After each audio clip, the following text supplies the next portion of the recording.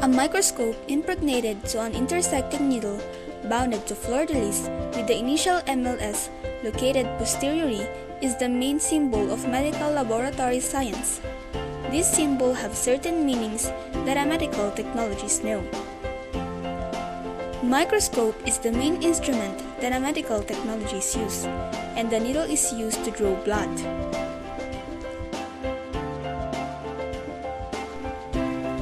Before doing a lab work, a medical technologist must follow the rules and regulations in the laboratory.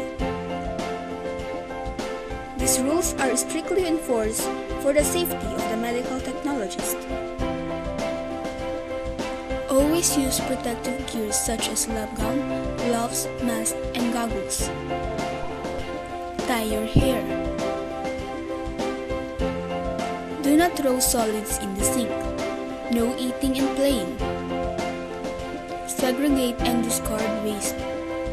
Clean the sink and table after use. Report any accident immediately.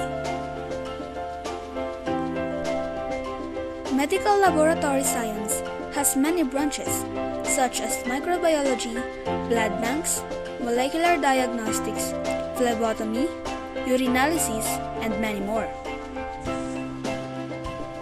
The people who work on this field knows what disease looks like.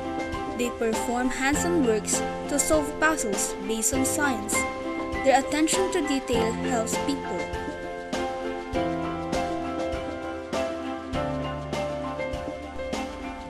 The medical profession relies heavily on those who work behind the scenes, although they are not as prominent to the public as nurses or doctors.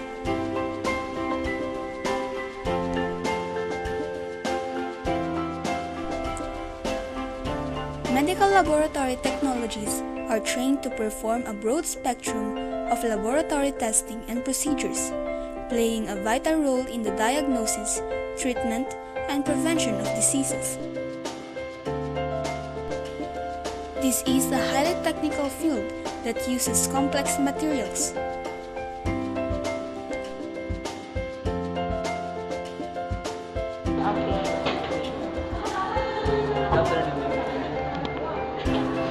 Una, patient identification. Kung pangalan niyo, sir, patingin po ng ID. Pangalawa, maghanda ng mga gagamitin. Tulad ng cotton ball,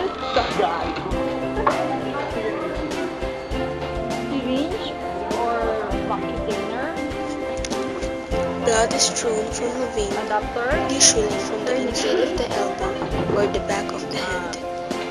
microfork na may cotton, at tubes na gagamitin.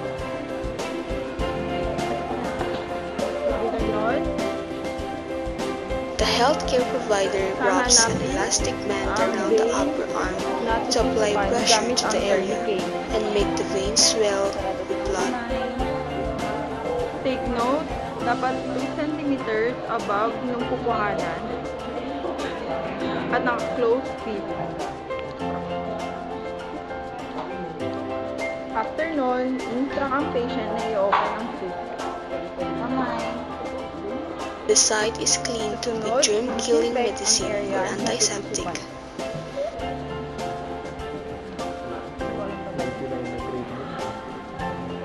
Gamit ng wet cotton pagkatapos ay dry. Itali ulit ang tourniquet.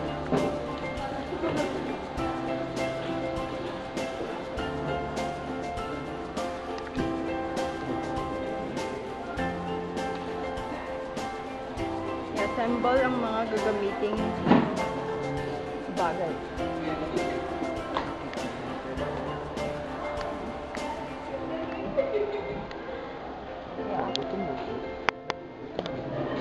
Bago tumusok, magpaalam sa pasyente.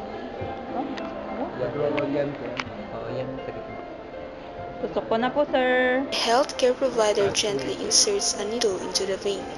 The blood collects into an airtight vial or tube attached to the needle.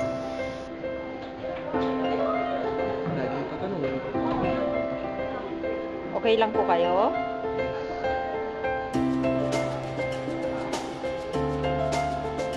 maging alerto sa kondisyon ng pasyente.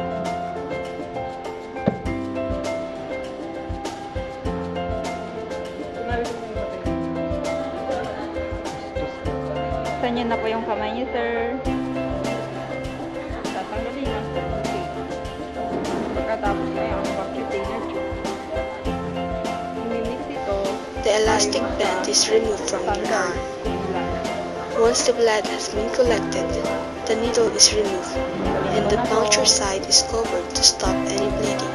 Tatanungin ang pasyente kung okay lang siya. Ilan po kayo? Paki-press ko muna, sir.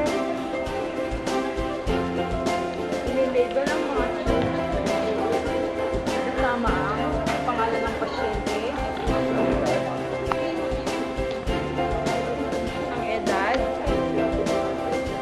ang petsa at oras kung kailan kinuhanan ang pasyente, at kung sino ang kumuha.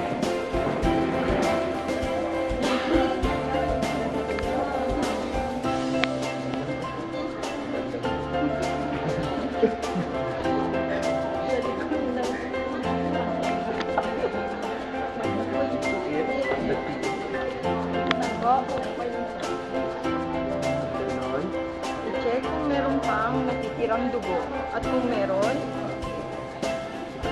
i-press yung muna sa puncture site. Huwag hayaang makaalis ang pasyente hanggat hindi pa tumitigil ang pagdudugo.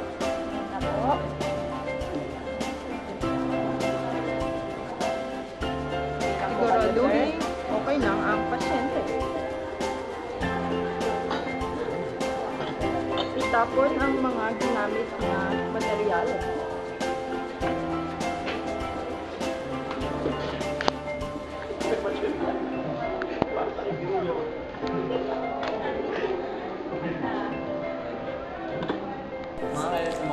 After the collection of specimen, they do the proper laboratory test. After ng specimen collection, dapat diba with matching requests yun. So, ang mangyayari is from the reception area, ipapasok ng phlebotomist yung specimen and then magpaproceed dito sa loob sa processing area. So, first is dito ilalagay yan. Smear preparation na. So, i-mix mo siya 8 version.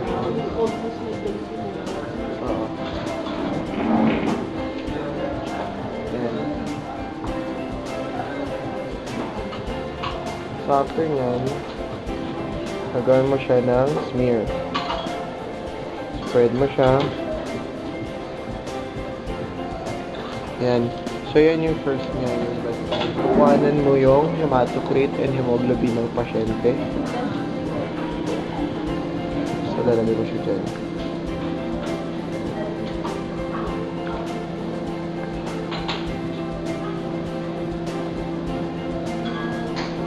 Yan.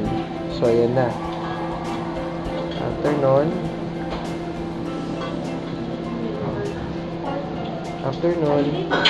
isisil mo yung blood. Sisil mo yung blood. So, first dito, sa clay. And then, next sa paraffin. Careful lang, no? Baka kasi mabasag.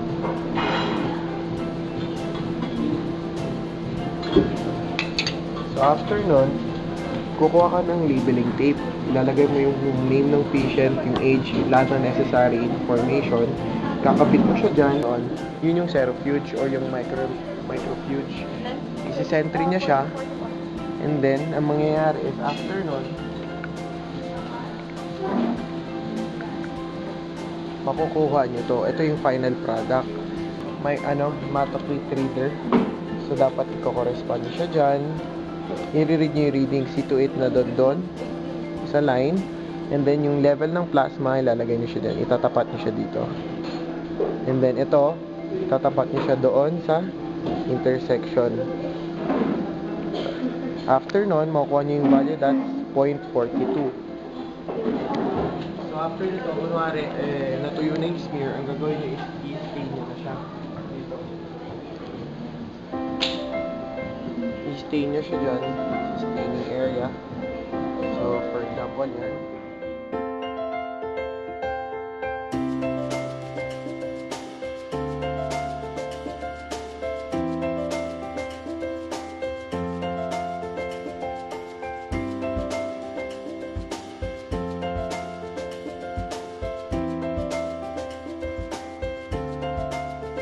Tuyo na, no?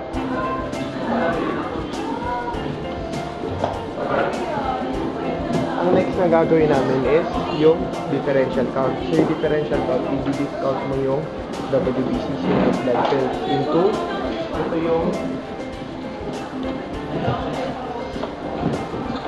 yung discounter namin. So, kailangan mo i-identify yung bawat cell. So, it can either be mono, lymphocyte, segmenters, or neutrophils, stub, juvenile, myelocyte, eosinophil, and basophil. So, yun. So, after nun, ilalagay mo yung results, no? And then, if possible, ipag-compare doon sa makukuhang results sa machine. Gagawin natin dito is loading your samples in order. So, may order yung patients natin. Pag nakita nyo yung label, meron tayo ditong specimen number and your date. Tapos, pag nilagay natin siya sa machine, lahat yan in order from your first patient to your last patient. And then, saka natin siya i-enter dun sa machine natin. Yun, i-input natin lahat ng important information about your patient, specifically yung name, age, yung position ng patient natin. So, ayun, this machine can process yung 10 specimen in just a few minutes. So, this is a big help sa laboratory natin, lalo na kapag patients natin nag-range from 50 and up in just 4 hours. The analysis made by the medical technologies is the chief vehicle by which information are shared, so it must be accurate and precise. Accuracy in this work is vital to correct the diagnosis and treatment of patients.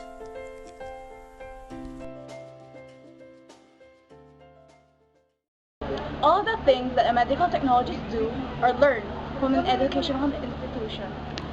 They are the ones who work under pressure and pay attention for details for accurate work. This is their way of life every day.